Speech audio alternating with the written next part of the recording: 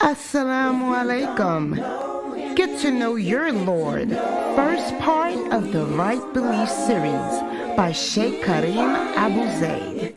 This dynamic literary work of art's main goal is to revive an understanding the names and attributes of Allah.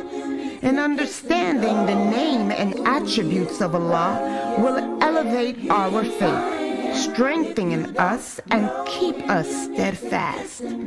This wonderful book is now available in an audiobook format and can be found free of charge on YouTube, channel Karim Abu Zaid. Get to know your Lord. You have nothing to lose.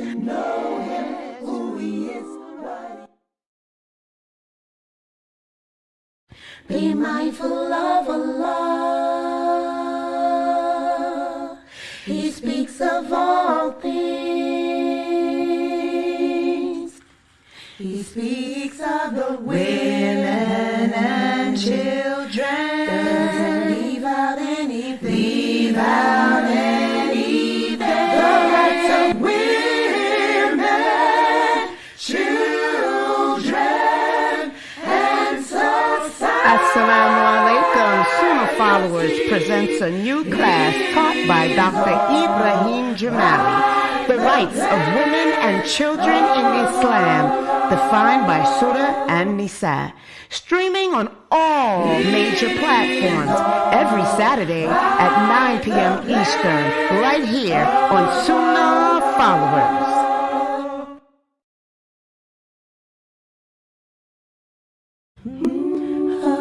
Assalamu alaikum. Sunnahfollowers presents a new class to add to your Islamic lineup, calling the Muslims back to the Sunnah with the understanding of the companions. A new edition taught and broken down by Ustadah Laila Nasheeba. Tarbiyah, brotherhood and sisterhood in Islam. Join us every Sunday at 9 p.m. Eastern. Right here, streaming on all major platforms, channel Sunnahfollowers. Seerah of the Prophet Muhammad, the final messenger. The seerah of the Prophet Muhammad, the final messenger. The seerah of the Prophet Muhammad, the final messenger. The seerah of the Prophet Muhammad, the final messenger. The seerah of the Prophet Muhammad, the final messenger.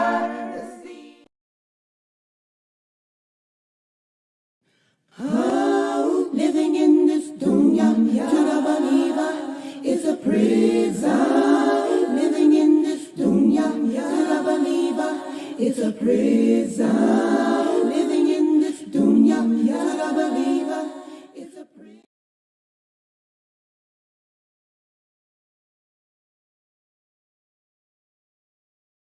Ask Sister Laila live. Sister Laila live. Weekly for the shower at the hour. Ask Sister Laila live. Sister Laila, invite your friends and family. Get cozy. Ask Sister Laila.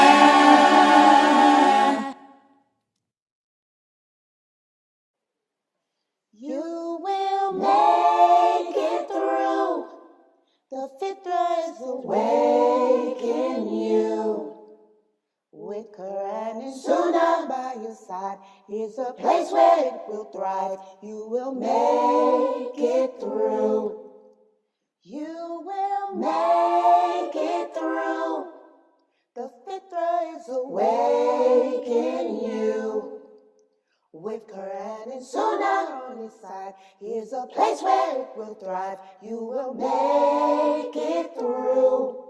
With Quran and Sunnah on his side, here's a place where it will thrive. You will make it through.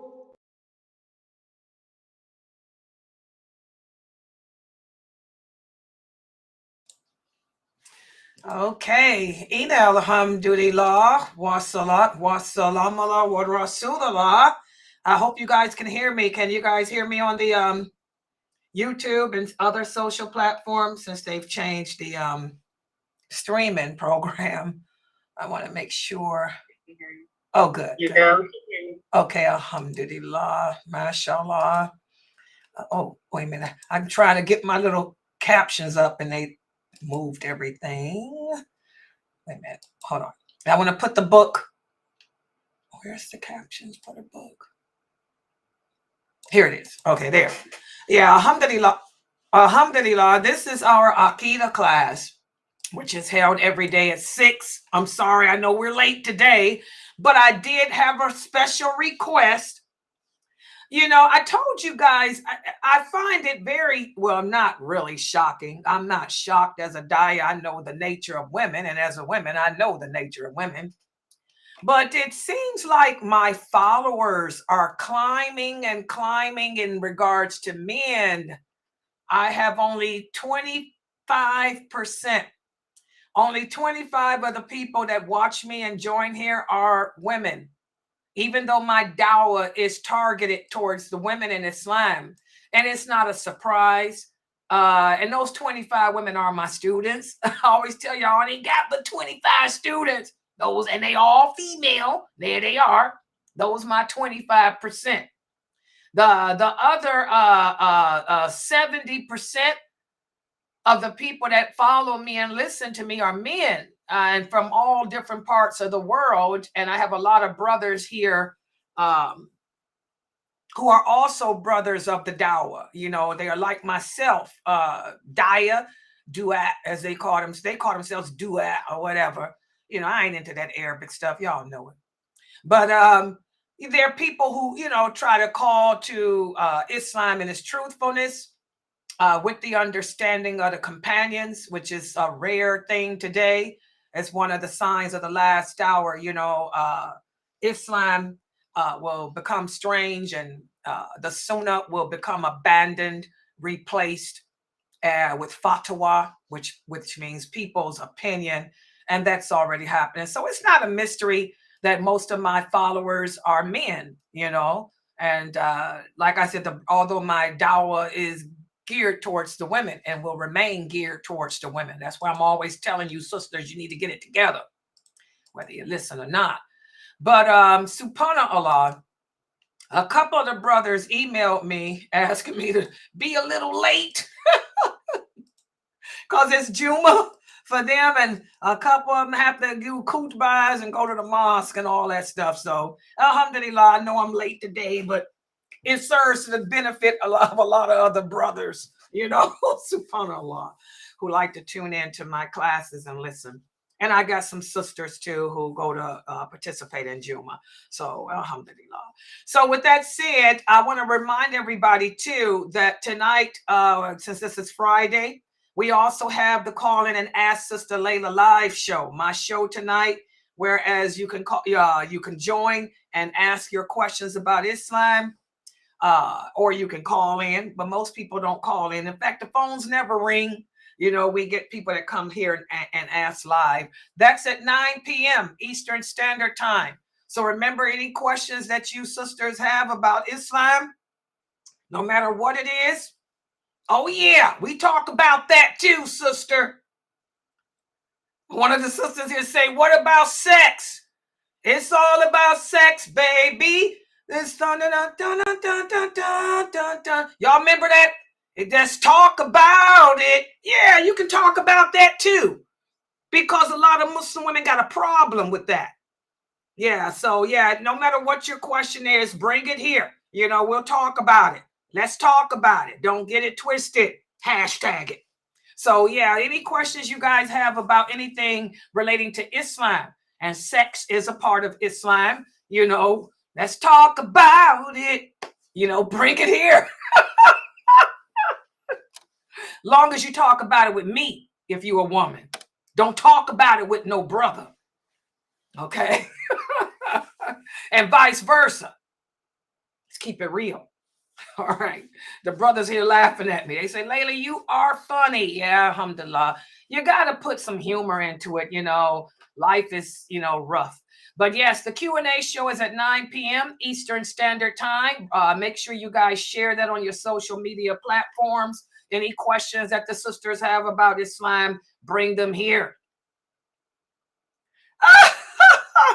Yeah, Layla's hitting the news. Don't get it twisted. Hashtag don't get it twisted.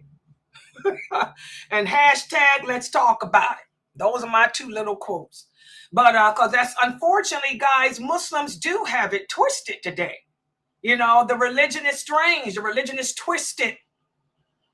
And it shouldn't be that way. We're twisting the Quran, the Quranic verses out of context.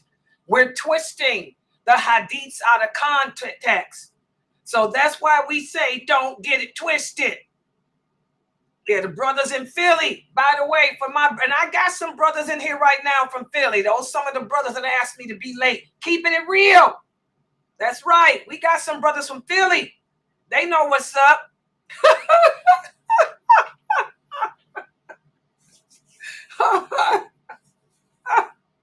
I got some brothers from Philly, some brothers from Brooklyn, Chicago's in the house. And I got the ones that I was talking about earlier, though. These are my brothers from overseas, too.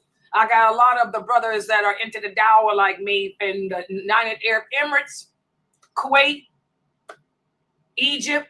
Well, they're not in Egypt.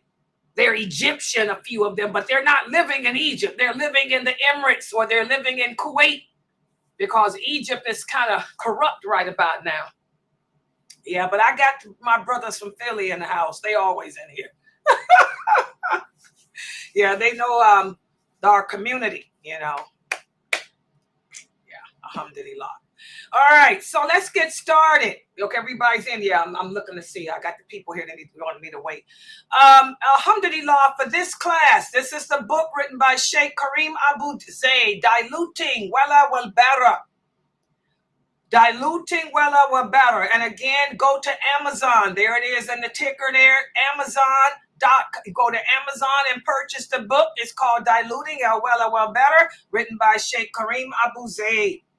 In fact, get the entire trilogy because this is part of our curriculum now at Sunnahfollowers. And I'm getting ready to also incorporate another series of Sheikh Karim's into my curriculum. I'm going to teach it myself since I can't get a brother to teach like that. He's got a beautiful series out about the Quran, helping you to understand the meaning of the Quran, certain surahs of the Quran that address Tawheed, certain surahs of the Quran that address the correct Aqidah. I'm going to be incorporating that series of his too. I'm working on that now, of how I'm going to, what day of the week I'm going to incorporate it into, and all of that. So that's his Tafsir series. But for right now, this is already incorporated as part of our curriculum. Okay, and I'm going to do his Tafsir series too as part of the Sunnahfollowers curriculum. All right, all of Kareem's books, and also Sheikh Muhammad Saeed Atli. Y'all know when it comes to hadith books, it's all about Sheikh Muhammad Saeed Atli, the old man. That's right, the old man's books. All my hadith books I'm using are Sheikh Muhammad Saeed Atli. Go to www.atlionline.com. And I'll let you guys know what new book I'm going to start with him, too. In fact, remind me to call Sheikh Atli, Fame, because I want to know what books he done put out. Okay? I want to know what other books he done put out. And again, guys, the thing about these books, which I'm sure you all see, everybody who buys the books share this.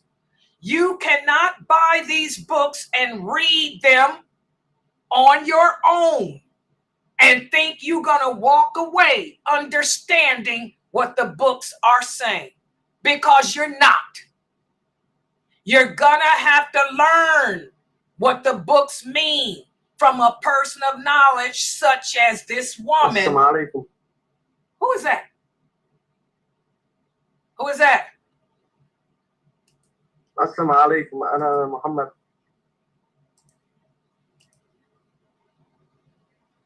Okay, who is that speaking, guys? Someone named Muhammad. You didn't ban him, did you? No. Brother, No. Walaikum salam, Brother Muhammad. Who are you? Go ahead, get on the mic. Let's hear. Where you from?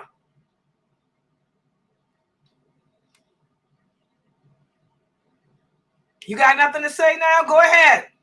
Muhammad? Sorry, Habib, I was saying, how are you? I'm Muhammad. I'm from Lebanon. You're from Lebanon? Hey, yes, I'm from Beirut. Beirut. Walaikum salam, brother. So, how did you hear about my website? Hey, Habib, okay, let me listen. Sorry, Wait a minute, Lebanon, wait a minute. You. Their second language is English. So if you're from Lebanon, speak English. I was born in London. Well, then if you're born in London, you speak good English, better English than me, because I'm Arab, but I speak American English. Okay, go ahead. So, how did you hear about my website? Where you from? You from London? What? You're from London? Let's hear it. Come on, Brother Muhammad.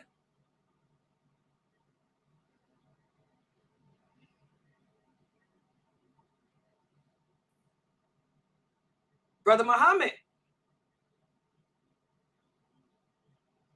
Brother Muhammad, get on the mic.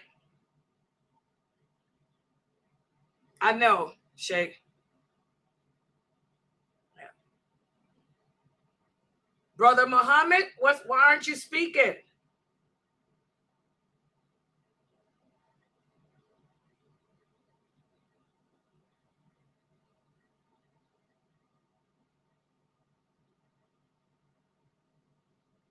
Y'all didn't do anything to him, did you, family? No. Okay, well, like I said, because I've got this little troublemaker that likes to join my Zoom room. And that crazy Brother Muhammad. And I want to know make sure it's not you, Brother Muhammad. You sound like him. He's got that UK accent like you.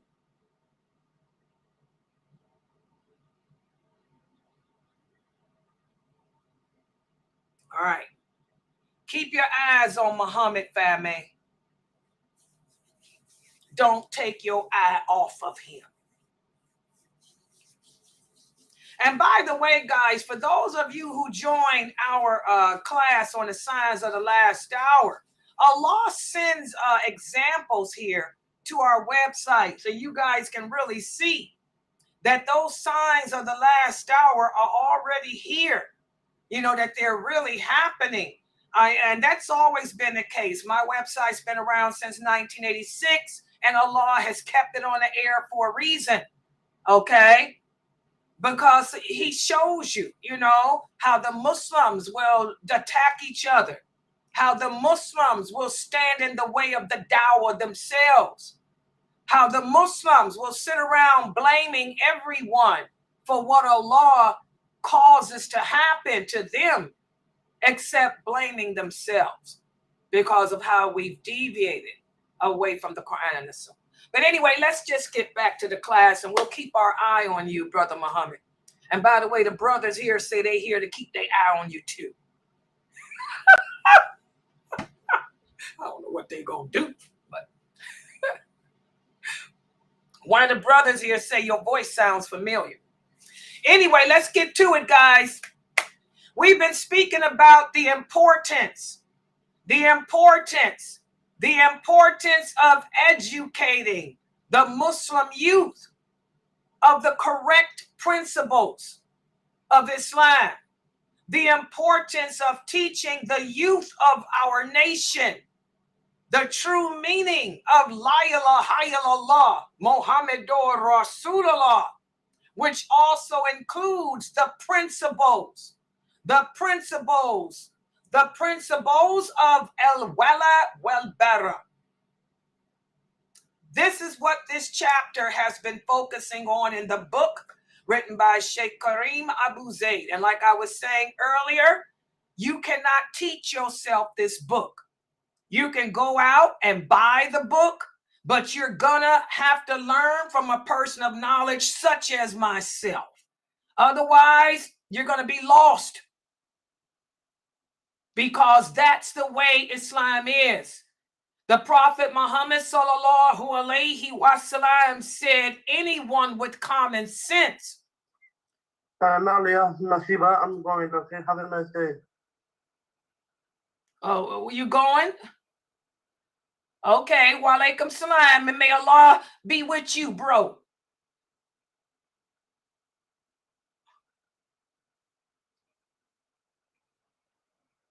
Everything's cut off, right, Fame? Yeah. That's probably why he left. Everything's cut off. He can't touch anything. So maybe he tried. That's why I kept this open. So I cut everything off in Zoom, right? So they can't do nothing. They can't use the whiteboard or anything. And maybe that might be why he left. Keep your eye on him. And remember that name. Write that name down, because I had Zoom ban that person named Adam. So let's keep our eye on this. But I got everything cut off in Zoom. But I feel, am I lagging? Y'all can see the lag there. That's how I know it's him. Yeah, because he's nuking. He's doing the, let me make sure I got my protection on. Yeah, I got my protection on. He's nuking. Y'all see it? See how I'm lagging? That's the nuke. All right. So it's important for us to learn this religion. Like the Prophet sallallahu alaihi wasallam said, anyone with common sense can understand Islam. But to learn it, you have to ask the people of knowledge. You have to sit in the company of the people of knowledge to learn it. And if the person that you're learning from is a good teacher, they'll be able to break this religion down to you in the language you speak, which in this case is English, in plain, simple terms. Plain, simple terms. And like I was telling the brother that joined here earlier, English is the second language, guys, of most every country. Did y'all know that? Even the Arabs. Do you know that if you don't speak English in the Arab countries, you're considered low status? Did y'all know that? Oh, yes. If you travel to the Emirates, everything is written in Arabic and English. If you travel to Kuwait, everything is in Arabic and English. English is the second language of most countries in the world. If you do not speak English, you are considered of low status. So I don't want you guys to fall stupid. Like I told this person, if you're from Lebanon, English is your second language, bro. And as my cousin Wafa is typing, she said the Arab children don't even speak Arabic anymore. They speak English.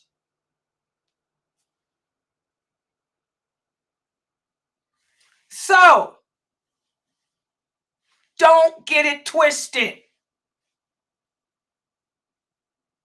And this is for my students who are watching my website. Don't let them play that no Inglo game, because they learn English. It's their second language in those countries.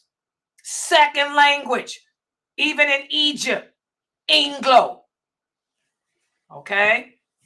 All right. So a good teacher will be able to break this religion down to you in the language you understand, in plain, simple terms. The Prophet Muhammad sallallahu alaihi wasallam instructed the companions, when you're teaching the people the religion, do not speak above them.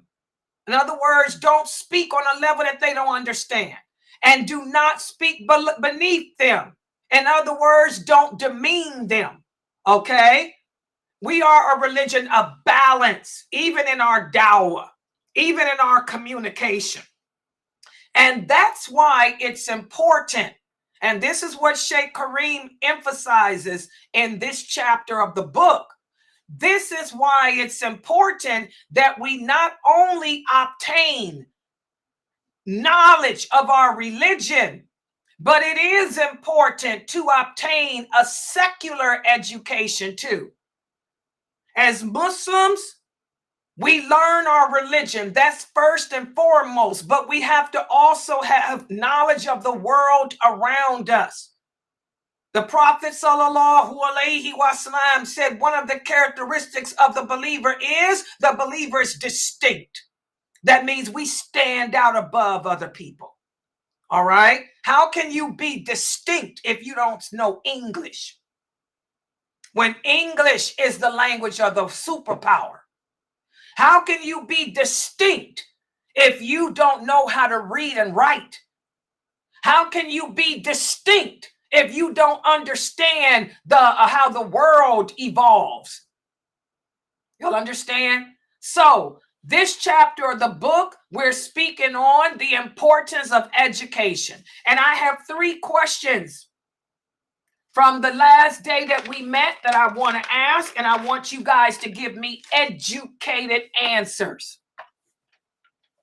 First question, when we implement or when we educate the youth of our nation, how do we educate them and implement Wal bara in what we're teaching? Intelligent question. Let's hear an intelligent answer. When educating our youth, educating them on a college level or secular level, that's what we're talking about. I'm not talking about religious level. If you are a Muslim youth trying to get a college degree, in other words, how do you implement Wal bara? Or when do you implement Wal bara in what you are learning? Let's start at the top. If y'all ain't gonna give answers, get ready to call y'all out. So let's start with Sister Amani. Amani's my baby. The children usually can answer. Amani or Amira, because they're sisters. I think. No, Amani's different. Yeah, Amani, you in college? Amani, how do you implement Wal bara in what you're learning in college? You taking classes. When you sign up for your classes for college to get your degree, how do you what type of classes do you implement Wal bara in?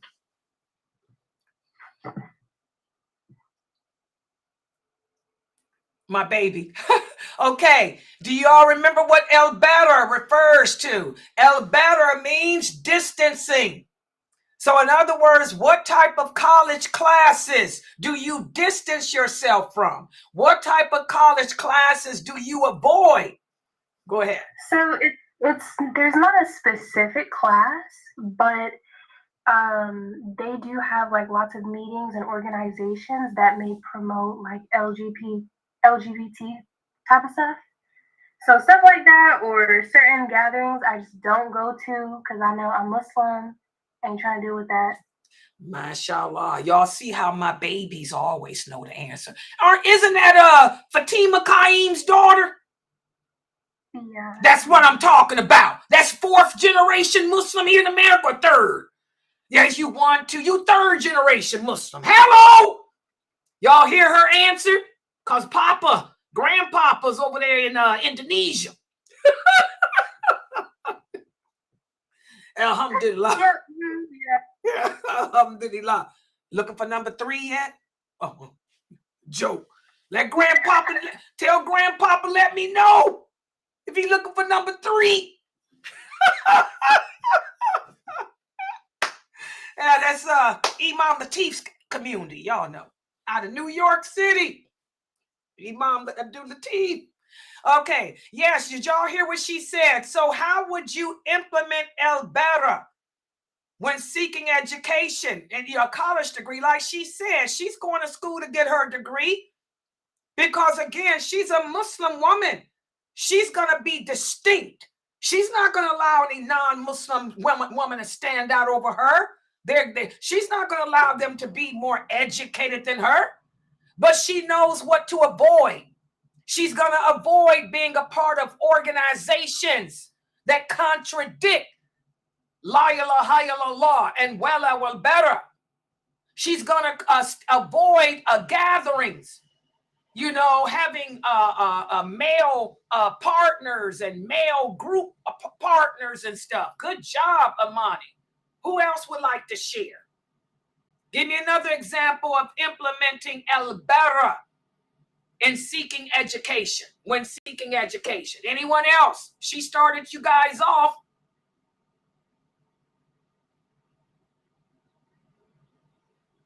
Sister Elma.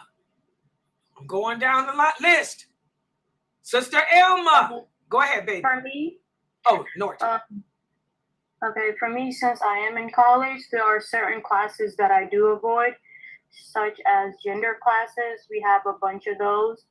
And I also avoid philosophy classes and religion classes, because there is some point in college where you do get to choose your own classes.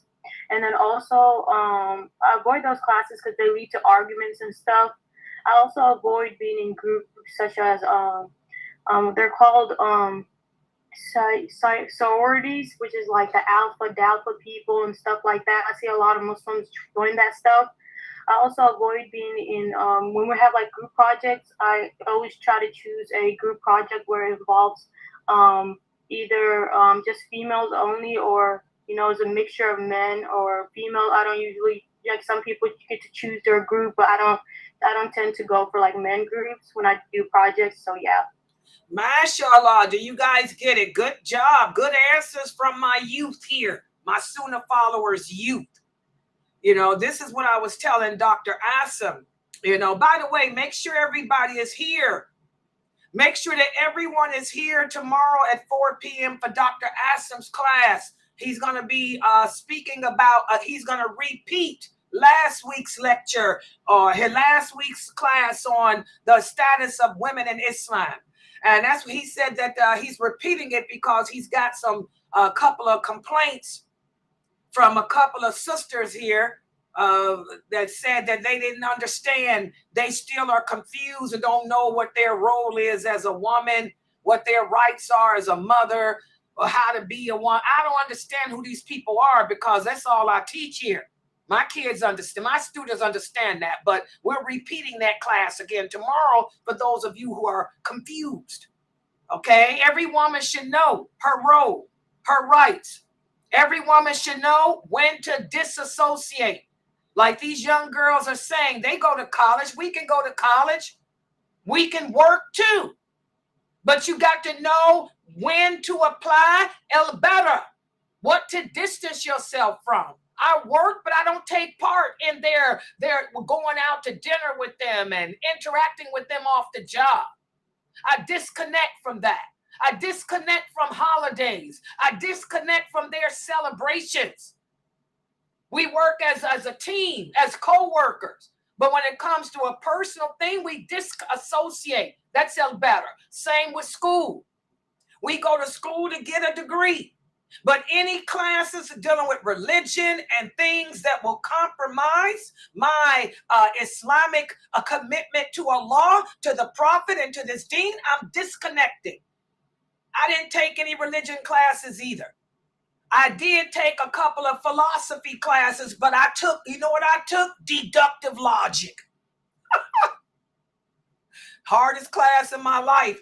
And I took symbolic logic. My degree required 2 philosophy classes. So y'all know what I did?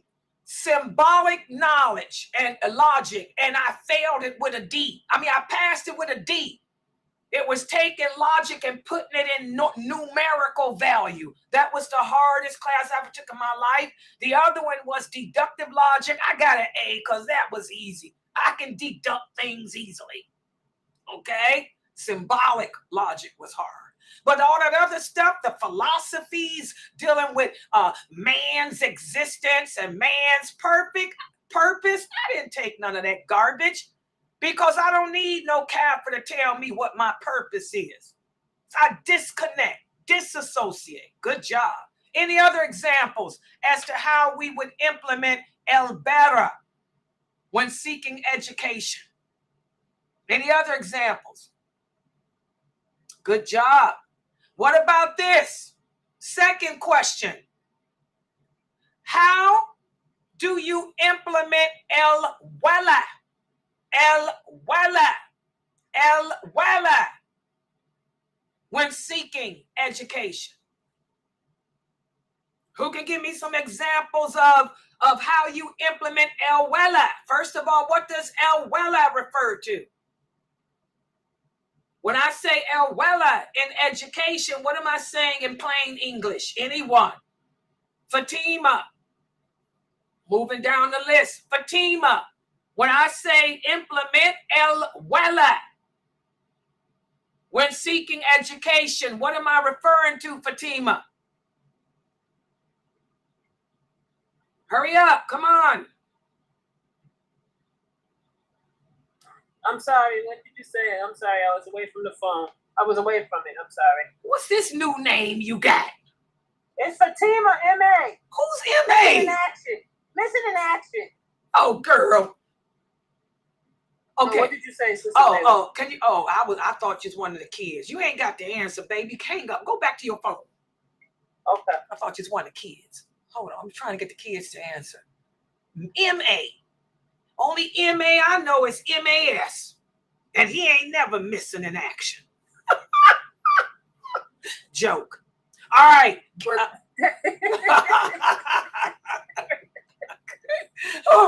All right, let's see. Let me go down here to another one. Sister Geechee.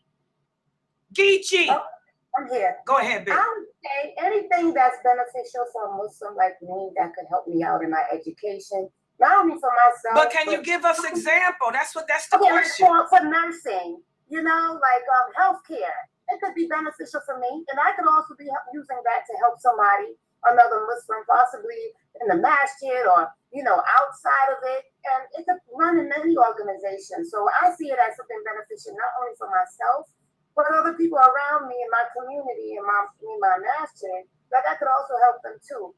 Anything that I could see that anything that I could see that not only benefits myself but someone else, another Muslim. That's all. Whether it's education, money, healthcare, so it's broad. That's just my Good job. That's great examples. How do I implement allegiance or association? What type of classes I would take, in other words, that are not gonna compromise my Islamic identity. Okay, nursing classes, healthcare classes, math classes, business classes, all of these type of classes, would help not only me. Yes, they won't even. Go ahead. Help the immigrants or anybody who doesn't speak English. A lot of foreigners come in the masjid. I could even help them read. Exactly. Classes that will benefit not only you, but also the community at large. Good job. Y'all get it. And that's what go ahead. Also for me, I would try to join, if you're in college, I would try to join groups, that elevate your GPA to make you the best in your class, because even Allah tells us He wants us to be, on top, because Allah is one. So yeah. Exactly. To be distinct. Exactly. So mashallah, as you guys can see, the principles of Wal bara, we are supposed to implement them in our daily lives all the time, even when it comes to choosing college classes, even when it comes to choosing a job, choosing a career. That's why I always tell my students here, go to school for nursing, go to school to be a physical assistant, anything in the medical field. You know, not just because it's money in that field, but also the jobs are there and you're benefiting yourself and the other Muslims around the world too. And, you know, this is barakah. These are blessings helping another person. You know, these are blessings that will accompany you past the grave. Okay, good job. Good job. So now my last question. So now, what constitutes a good curriculum for Muslim learning? If you are trying to incorporate an Islamic curriculum, for example, in your school, or an Islamic curriculum in your masajids, your masjids, what type of classes should you incorporate within that? What type of classes should we have to incorporate a good curriculum for Muslim learning? Anyone can answer. Now you adults come in. So one curriculum we should definitely know is the Salat to Rasul. We have to know our Prophet. So that's one. And then we'll also teach classes on lawful and unlawful. And then also teaches, well, lawful and unlawful, you'll be teaching them as far as in how you're supposed to dress and all that. So that would be the first one. And to teach you about the companions. My God, good job. How many masjids have classes about the companions of the Prophet, sallallahu alaihi wasallam? Very few. That's one of the signs of the last hour. We don't know nothing about those companions. We know nothing about the history of Islam. Learning about the companions of the Prophet, that's how you learn the history of Islam too. Okay? Learning the lawful and the unlawful. Most Muslims don't know what's lawful and what's unlawful. Okay? Good job, Mina. What are some other classes we should incorporate? Anyone else? What are some other classes that should be incorporated in an Islamic curriculum? Classes about the life of the Prophet, sallallahu alaihi wasallam. Stories of the companions, the lawful and the unlawful. What else? Go ahead, Amira. We should incorporate classes about what are our roles as women and men and children, and what should women be doing and what should men be doing, and also give examples of what they should be doing and other jobs that women can do, like stay at home and they can do this. Have classes on like grants to help their children to not become in debt, as far as like going to college and how to navigate through college without sending your children to college, and how to teach your children at home. Good God. See how the children know. These are the youth. That's why I was kind of confused when Dr. Asim told me that a couple of my people was calling him up about that. My women, my students know their rights and roles as women. They also know the rights and role of a man too. They know how to be one if they have to. Okay, good job, Amira. MashaAllah, classes on the roles of women in Islam, the rights of women in Islam, how we're supposed to behave. Also, good job, the sister here type classes on morality. Good job, sister. What is your name? I can't pronounce it. Okay, but MashaAllah. Oh, okay. MashaAllah, I don't like that. You change your name to a better name. I don't want to call you that. I'm not calling you that because everybody here is my friend. Everyone's here my friend. But anyway, MashaAllah, classes on morality, classes on Islamic morality, classes on Islamic behavior, the proper behavior we should have as Muslims. All of that type of stuff should be incorporated into an Islamic curriculum. MashaAllah. Yes, I was going to say etiquette. Classes. Yes, etiquette. Good job. Fatima. Etiquette, the etiquette of a Muslim woman and a Muslim man and children and all of that. Islamic etiquette. How about classes on building or unifying your Muslim community? Classes on unification. There she is. She done finally joined us. My best friend, Latifa. Where you been, Latifa? I've been just life.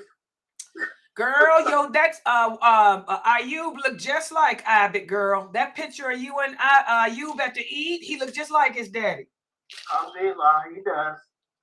But he smiles like his mother. He does. He got your and he's tall, real tall. I still don't know where he got that height from. Yeah. But mashallah, exactly, guys. It's all about how to build unity, how to establish solidarity together as a ummah. You know, all of these type of things should be included into the Islamic curriculum. And that's what Sheikh Karim Abu Zayd speaks about. And the pages I'm going to cover today, I'm getting ready to put the PowerPoint up now. And by the way, it's not going to be long. This is what Sheikh Karim Abu Zayd speaks about in these the pages today. And I'm going to tell you guys something. I can see this part of his book. He's really speaking from his heart, because Sheikh Karim Abu Zayd has a community. Y'all know he's the imam of a community. He also established SunnahfollowersShop.org. That's the online Islamic school that I'm always advertising. And I'm telling you, everyone living in America, I wouldn't put my children in Kafir school. And I'm sorry, I wouldn't put them in the Muslim schools either, because y'all heard what's happening down there in Texas. Your sons are being molested and your daughters are being molested in schools down there. So I say the best way to go is homeschool. If I had children today, I would homeschool my Muslim kids. And Sheikh Karim Abu Zayd has SunnahfollowersShop.org. I'm telling y'all, the prices, that's why I tell y'all, buy the books. Don't be the cheap skate that looks at a PDF for free. I ain't got time for no cheap blade. I'm sorry. That's another problem with Muslims today. You cheap. You always looking for a handout. You know, you rather get the freebie instead of buying the book. You're a cheapskate. Don't get no PDF. Go to Amazon and buy the books. The books are better anyway because you can hold it and you can sit down and review it with people. And they only cost $19.99. They only cost $20. What's $20? And the good thing is that $20 is what keeps the tuition low at SunnahfollowersShop.org. Do y'all know how much these so-called Islamic schools charge? Oh my God. When I had my grandkids, yeah, Jayla went to an Islamic school. Oh yeah. When I was paying for them to go to an Islamic school, y'all know how much tuition was? I was paying $600 a month for one child. One child. When I put them both in, that was $1,200 a month. And that was 10 years ago. That was 10 years ago. Okay? Safa USA is only $300 a month. Look how cheap that is. That's how he can keep the prices down. The books that Sheikh Karim Abu Zayd is writing, he ain't making money off of them. Karim Abu Zayd got his own money. Y'all know he from Egypt. You know, he used to take you on tours to the pyramids. He got his money. He's like Layla. He done made his money. He's retired. Okay? So, if by buying those books, you help to keep the tuition low. So he can only charge you $300 to homeschool your children. And not only are they getting a secular education, but they're learning Wal bara too. And you ain't got to worry about nobody molesting your boys or molesting your girls like these people doing down there in Texas. Oh yeah, I'm gonna keep it real. Stay away from Texas. Always been the redneck kissing cousin state of America. And the Muslims there are just as redneck and kissing cousin as the non-Muslims are. Hello? Speak the truth. All right? So please buy the books. Don't be the cheap Muslim that looking for a freebie. Buy the books so you can support SunnahfollowwersShop so we can send our children. Our children can go to school right there at home in the protection of their house and learn about Allah and also get a secular education.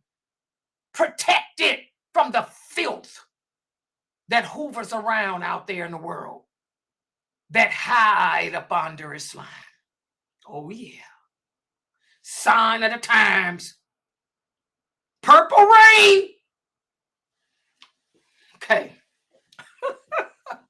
All right. So, that's why Sheikh Kareem Abu Zayd can speak so well in this chapter. I can tell he put his heart in this because he established SunnahfollowwersShop, and he's all about trying to educate the children. He even has a little college thing going. So I can tell because he really did an excellent job with this chapter. And so let's put the PowerPoint up on the screen.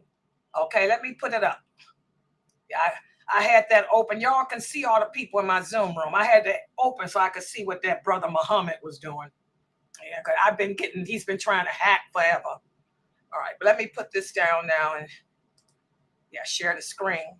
Yeah, for the children here, for the kids, make sure y'all have me on the big screen TV channel, Sunnahfollowers. Go to YouTube, channel Sunnahfollowers. I'm live. Y'all see me? Hello. Okay. And then for the parents, take screenshots because I'm going to quiz you tomorrow too. We're going to quiz you over today's lecture tomorrow, inshallah. So let me put this up. Hold on. Yeah, they changed the stream program. Thanks, bro. The brother here say, Laila, you doing such a good job. You think so? Brother, it's hard. Yeah, I'm a woman. I got to do it this way. I was checking out your lectures on the internet, bro. I tell you, your dial was good. They don't give you these problems, though. You just get right to it and talk, and then you go on. But see, with me, I got to take it to this. This is why my stuff be 2 hours. I'm a woman. It's always harder for us. Okay, guys, let me share the screen for the PowerPoint. All right, hold on. Let me put this down. I can close this up since he left. All right, and here's the PowerPoint.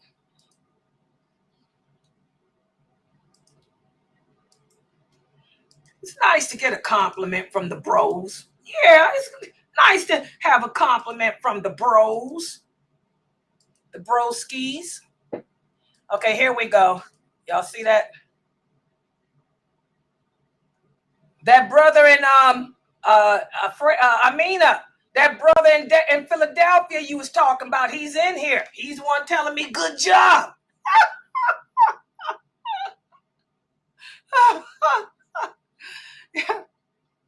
Yeah, I told you I got some bros in Philadelphia.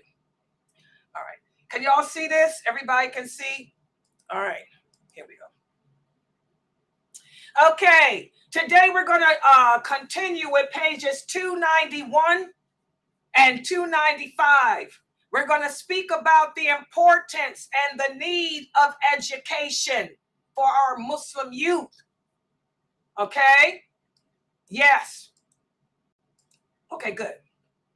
And let's look and see what Sheikh Kareem, how he begins this.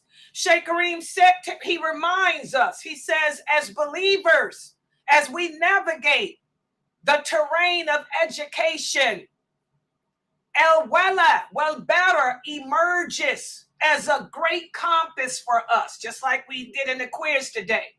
We have to use allegiance, know what to take, what to associate with, and el bara, what to distance ourselves from when it comes to seeking knowledge. And as Sheikh Kareem says here, this principle ensures that our commitment to our faith, our commitment to Allah, remains steadfast as we seek the knowledge that we need.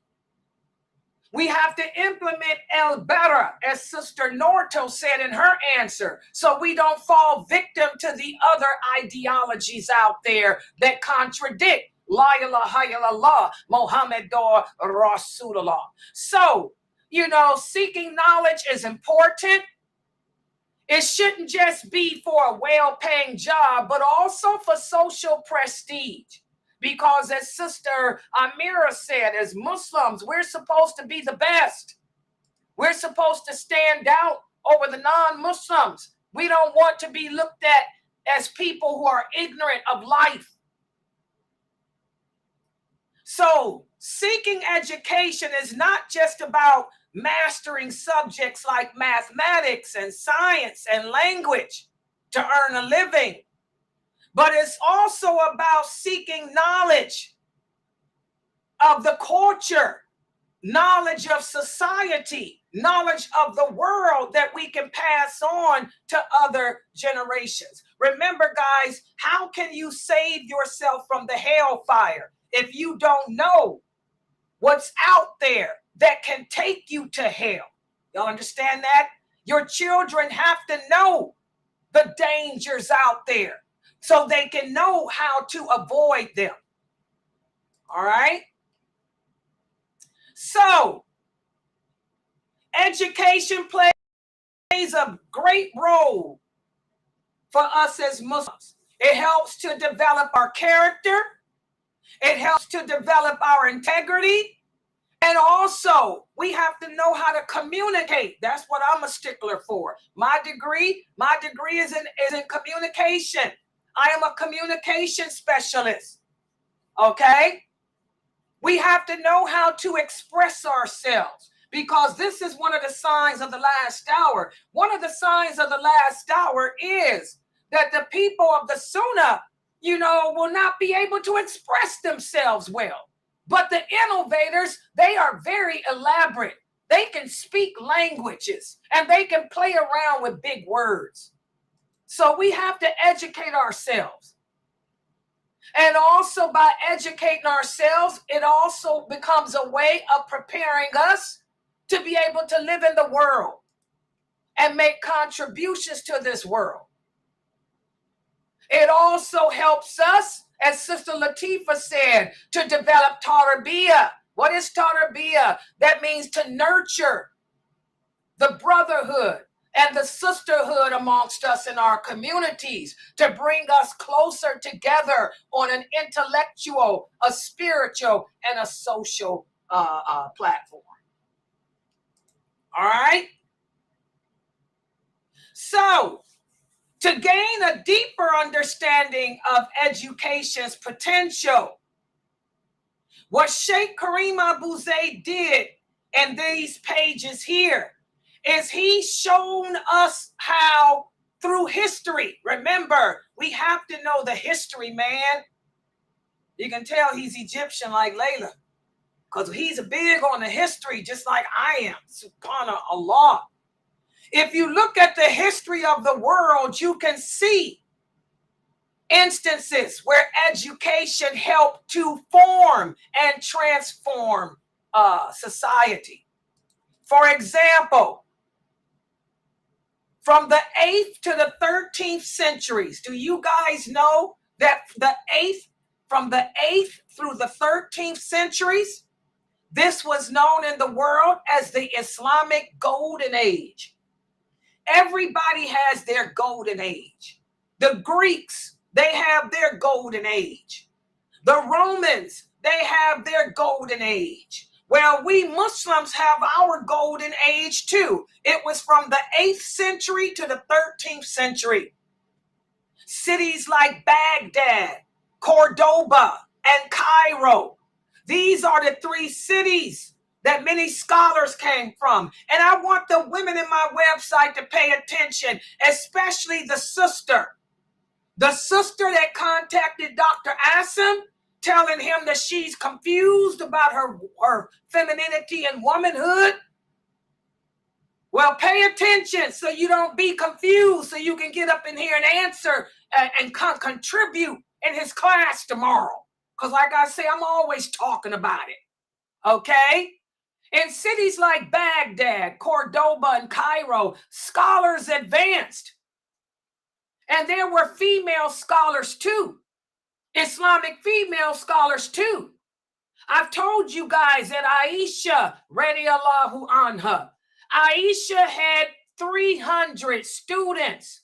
There were 300 direct students of Aisha, radiallahu anha, who were women that went on to become great scholars. One of them was Asma. She was the teacher, one of the teachers of Imam Malik. Okay? So for this misconception that women can't teach a man, this is not true. And also Aisha, radiallahu anha, was the teacher of many men as well. Okay? So during the 8th and 13th centuries, that's when our scholars appeared. And they weren't just scholars in Islam, but also scholars in science too. Scholars of knowledge in history and science and culture as well. For example, right there in Fez, Morocco, El Qarawiyyin University. It was established in the year 859.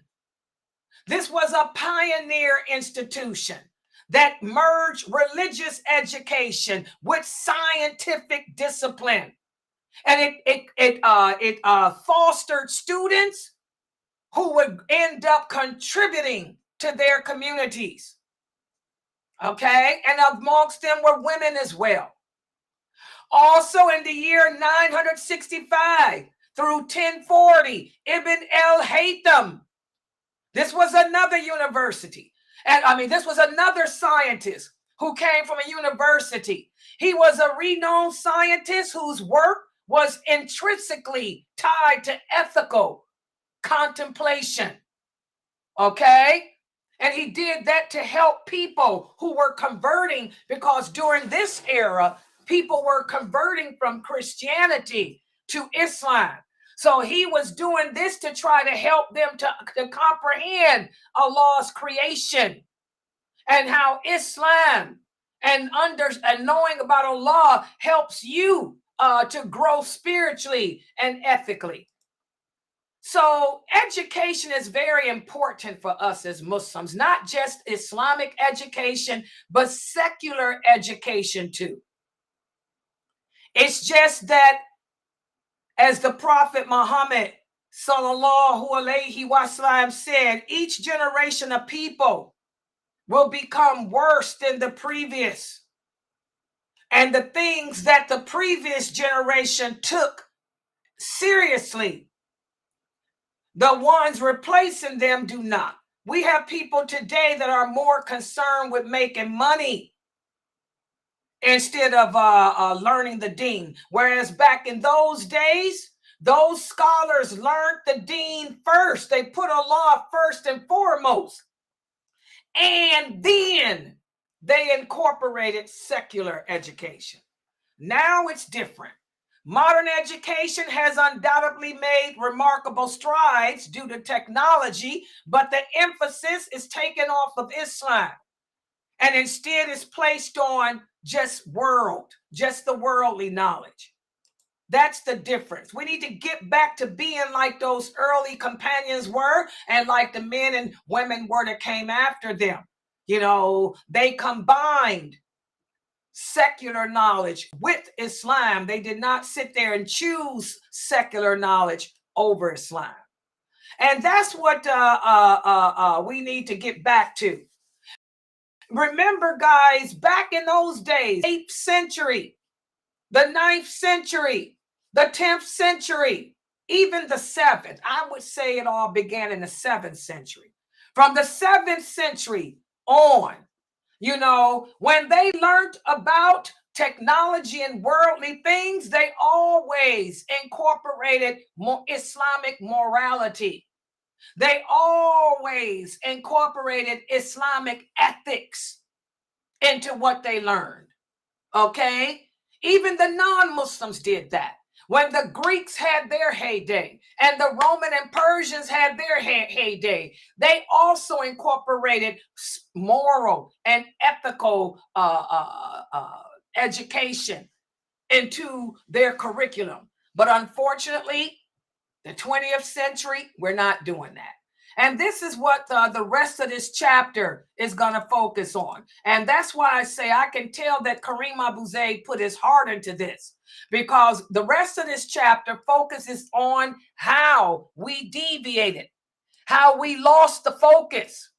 Instead of us focusing, you know, on how to combine secular education with spiritual education, we've tossed the spiritual education to the side and we're focusing more on the secular.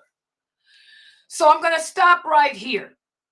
Inshallah, tomorrow we're going to continue with the next 4 pages of this chapter, illustrating how we've deviated away from how we were back in our heyday. And he also speaks about what we can do to get back to how we were then and become even better. So I'm going to stop right here. Subhanakallahumma wa bihamdika ashhadu an la ilaha illa anta astaghfiruka wa atubu ilaik. Any questions or comments?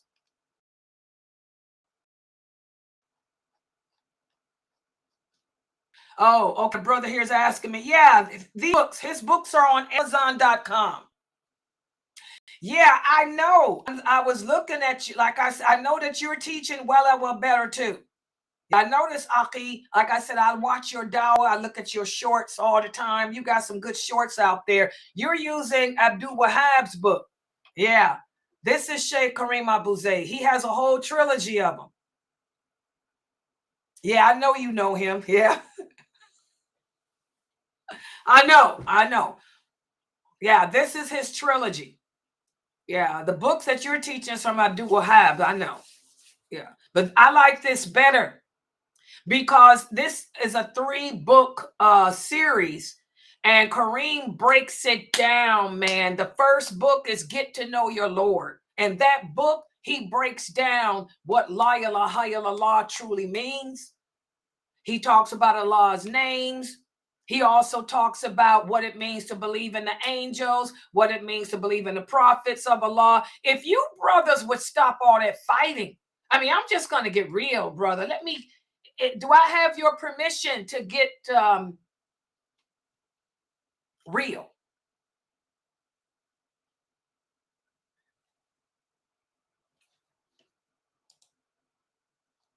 Everybody be quiet. This brother's famous. He's a famous dyer like me. He's Arabic like me. He's from the Emirates. I got your permission. If you brothers would stop all that fighting with each other, all that bashing each other, all that kafir calling that y'all do, and instead get back to that solidarity that the companions had, we would be a dynamic nation. Because you got some knowledge, bro. I've been checking you out for a long time, okay? But y'all get into that, you brothers get into that banter. I just don't understand y'all. Yeah, but Kareem Abu Zayd, mashallah, this series of his in English, in my opinion, is the best. And I'm older than all y'all. Oh, yeah, I'm older than you too. Even though you got your gray beard, I'm older than you too, Aki. Okay? I've been around a long time, and I was born in the US of A. And I've been doing dawah longer than you and longer than everybody else too. Because I was born to do this and raised to do this. And I'm telling you, this series is the best series written in English for the English-speaking world. The first book, like I said, Get to Know Your Lord. Then the second of the series is he begins the second part of the Shahada, which is Wal bara. And then as you can see, this is the third of the trilogy. You might want to teach his series. It's better than Abu Wahab's book. Abu Wahab's book is nice, but it ain't like this. That's just my view. And I know English better than you. Yeah, a lot of people get lost in all that Arabic terminology. Most of the world does not speak Arabic. Even the Arabs, you know I'm telling the truth, even the Arabs don't speak Arabic anymore. Y'all speak your slang. Khaliji, hello! Goa. Yeah, yeah, it's on Amazon. You're going to check the books out? Yeah, check them out, the whole series. Add that to your dawah. All right. Okay, any other questions or comments?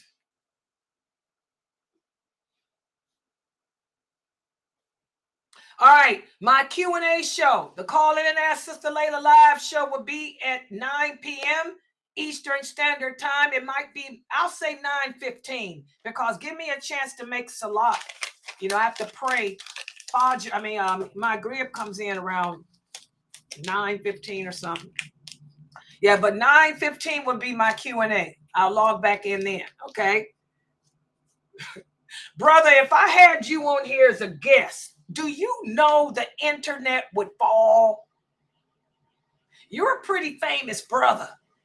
But if I was to sit up in, like I say, all that fighting y'all do, I couldn't handle that. It would mess me up. People would be confused because y'all are in too much of that bantering with each other. And people would be like, Laila, I got anxiety. I'm a woman, an old lady. I'm old. I got one foot in the grave. I'm an old woman, bro. I'm older than you, so you know I'm old. And you got a gray beard. If I had you on my show as a guest speaker, let me tell you what would happen. I would be called all kind of innovator, deviator, whatever the other word, authority and all. Y'all get off into that. I can't have all that crap. I ain't no Ashari, but man, I don't need to be a part of all that bashing. So I would confuse the audience. I'd get 1 million views, but is it worth the 1 million views? No.